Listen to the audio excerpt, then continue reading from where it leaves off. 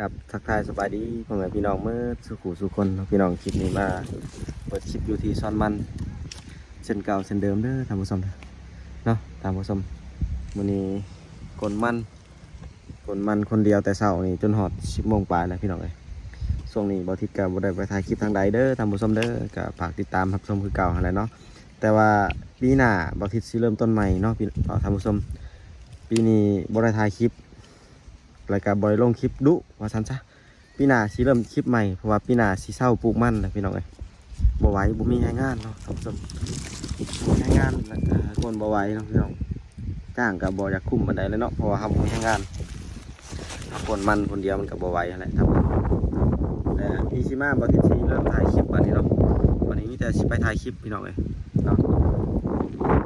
เดี๋ยวฝากติดตามชมกันวันนี้อยู่สวนมันเด้อท่านผู้ชมบ่ทิศสิถ่ายคลิปสวนมันให้เบิ่งเนาะพี่น้องเอ้ยบ่ใช่เหตุที่ว่าบ่ทิศบ่อยากคนมันเลยพี่น้องบ่อยากปลูกมันอีกแล้วเพราะว่ามันให้งานกับค่าจ้างมันบ่คุ้มพี่น้องเอ้ยเฮาเอาเวลามาคนมันนี่ไปถ่ายคลิปช่วยเหลือก็อาจสิมีรายได้จาก YouTube ดีกว่าซ้ำกันแล้วก็บ่ได้ทุกข์ปานใดอีกเนาะพี่น้องคันว่าไปถ่ายคลิปก็ว่าทุกข์อยู่ทุกข์แต่ว่าทุกข์คนละแบบนะพี่น้องทุกข์ในการเดินทางทุกข์ในการขยันนั่นแหละพี่น้องเอ้ยค่าใช้จ่ายก็มีกันแต่รายได้ก็ซ้ำกันแต่ว่าเส้นส่วนมันพัดมันก็รายได้มันก็เบิ่งนั่นแหละมันก็บ่งามพี่น้องยาก็เต็มอยู่บ่มีเงินซื้อปุ๋ยใส่อีกเนาะเป็นอีกอย่างหนึ่งท้อแท้มันบ่มีแรงงาน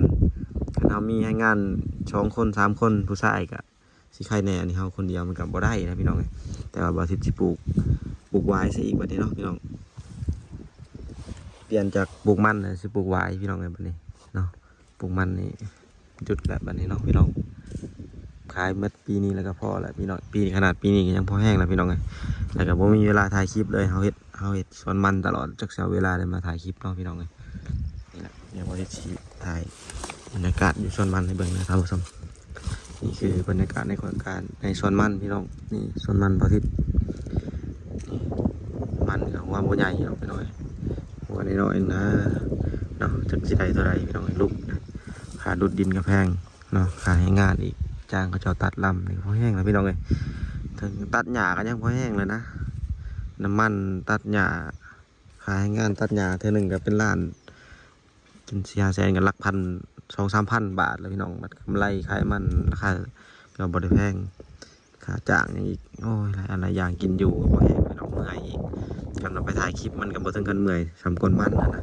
ก็เลยว่าสิปลูกวายซะปลูกวายก็สิใครกว่าคนมันบ่ใช้ให้งานหลายพอได้ตัดหญ้าซื่อๆนะพี่น้องเอ้ยเนาะฝากติดตามรับชมเก่าเด้อพี่น้องบ่ทิศสิเริ่มถ่ายคลิปปีสิมานี่เนาะหรือว่าก้นมันแล้วก็เริ่มไปแล้วบัดพี่น้องเริ่มไปถ่ายคลิปแล้วก้นมันแล้วบัดนี้แต่ว่ามันก็ยังช่องสวนผมพี่น้องเอ้ยนี่แหละมันก็หัวใหญ่หัวน้อยนี่แหละก็บ่ใหญ่แหละคันสิว่าแล้วก็เนาะพี่น้องหัวใหญ่มันเป็นเมื่อยพี่น้องไอ้ต้นมันแต่ใครแต่ช่วงกุดใครแต่ว่าช่วงกุดจีนเนาะกุดจีนกุดเวียดมันล่มแน่พี่น้องไอ้มันล่มแน่แล้วมันบ่ฮ้อนปานใดนะพี่น้องไอ้เนาะถ้ามันบ่ล่มเนี่ยโอ้บ่ได้ดอกพี่หอมแรงทำบุส้มก้นมัน2 คนตัดลำแล้วยังไปก้นบัดนี้กับคนส่วนมันกว้างพี่น้องเพื่อสิแล้วพอแห้งอยู่เดี๋ยวตัดลำอีกเดี๋ยวตัดต้นมันอีกก่อนพี่น้องเอ้ยนี่นะมันกับพวกน้อย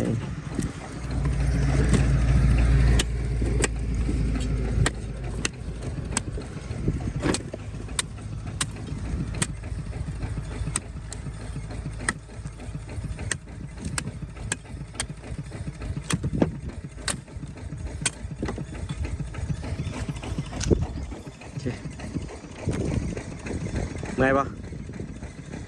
สู้มันหัวใหญ่หัวน้อยตัวนี้ใหญ่น้อยเดียวนะแต่ว่าส่วนลายมันน้อยนะจับไปเลยลำมันไหนมา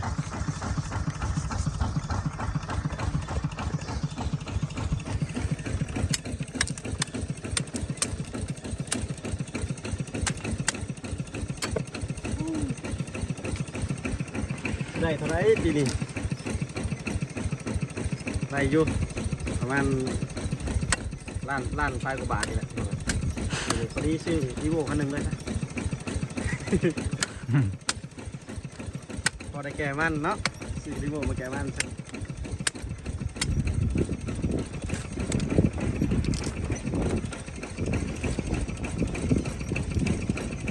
อ่ะโอเคทำนี้ก่อนเดี๋ยวตัดมันก่อนคนมันก่อนผมได้ช่องรถมือนี่ผมได้ช่องรถบกคุ้มได้มือนี่มือเลยได้ช่องรถเนาะเตรียมยามันช่องรถพอ